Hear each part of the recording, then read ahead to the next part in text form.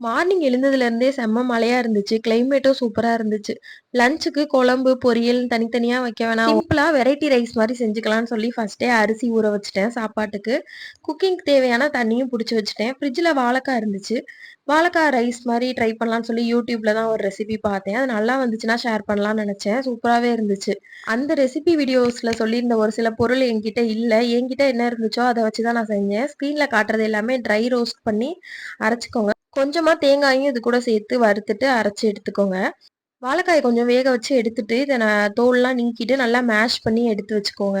ஆனா நான் எதிர்பார்க்கவே இல்ல இந்த ரெசிபி இவ்ளோ சூப்பரா வரும்னு சொல்லி.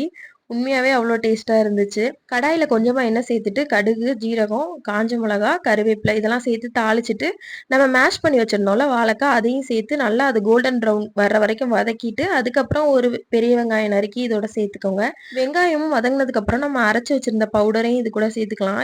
இது கூடவே கொஞ்சமா மஞ்சத்தூள், காரத்துக்கு ஏத்த மாரி மிளகாத்தூள், அப்புறம் தேவையான அளவு உப்பு சேர்த்து நல்லா வதக்கி எடுத்துட்டு, சாதம் சேர்த்து நான் கொஞ்சம் நெய் விட்டு பெரட்டி எடுத்தேன். உண்மையாவே அவ்ளோ டேஸ்ட்டா இருந்துச்சு. கண்டிப்பா ட்ரை பண்ணி பாருங்க ஒரு தடவ.